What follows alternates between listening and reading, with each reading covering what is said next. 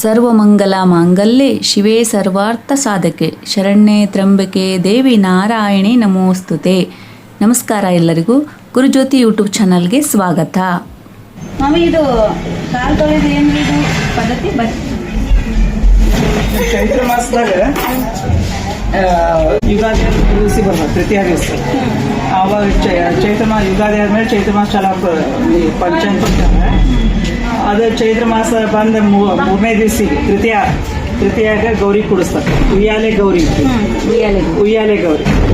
ಕುಡಿಸಿ ಅತಿ ಹಂತಾಪ್ರಿ ಇದು ಇರಂಗಿಲ್ಲ. ಹಣ್ಣು ಹಾಲು ಪಾನಕ ಕೋಸಂಬರಿ ಇವಿಷ್ಟು ಹಿಂಗೆ ನೈವೇದ್ಯ ಅದು ತೋರಿಸೋದಿರ್ತದೆ. ಲಗ್ನ 5 ವರ್ಷ ತನಕ ತೊಳಿಬೇಕು.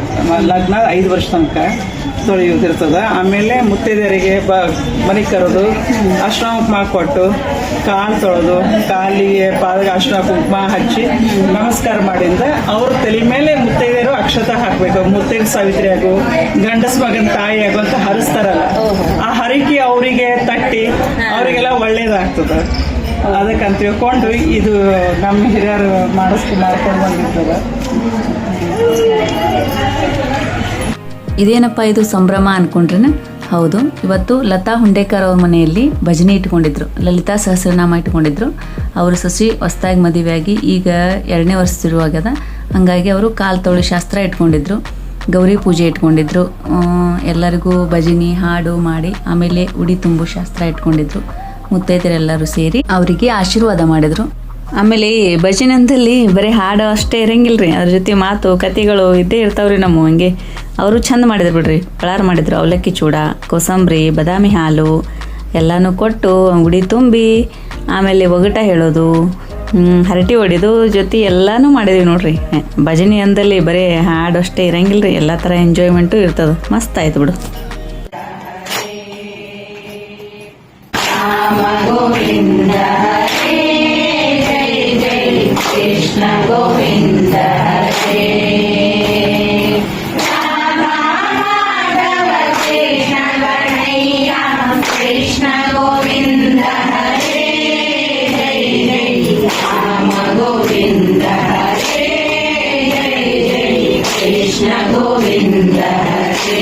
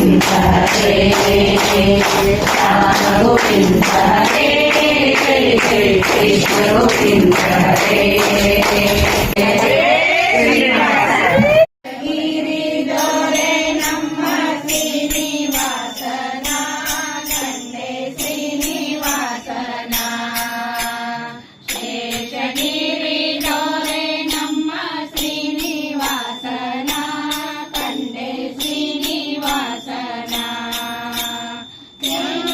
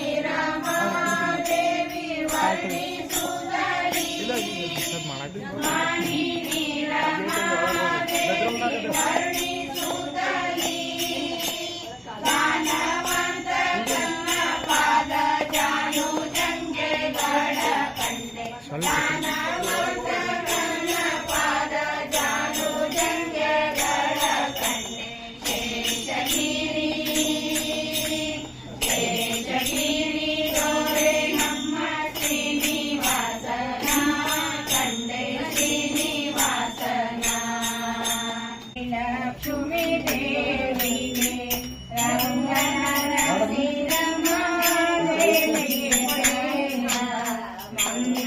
ಮಂಗಲವೆನ್ನಿರಿ ಪರಮಾವೈ ಜಯಂತಿ ಹರಿಯ ಸಂತೋಷದಲ್ಲಿ ಹರುಷದಿರಿಗೆ ಮಂಗಲವೆನ್ನಿರಿ ಆದಿನಾರಾಯಣ ಅನಂತ ಗುಣಧರಿ ಗುಣ ನಾಗನಿಮೇಷ उन्हाळ्यात असते ऊन, हिवाळ्यात असते थंडी. देवी दसरावांचं नाव घेते चैत्र गौरीच्या हळदीच्या दिवशी.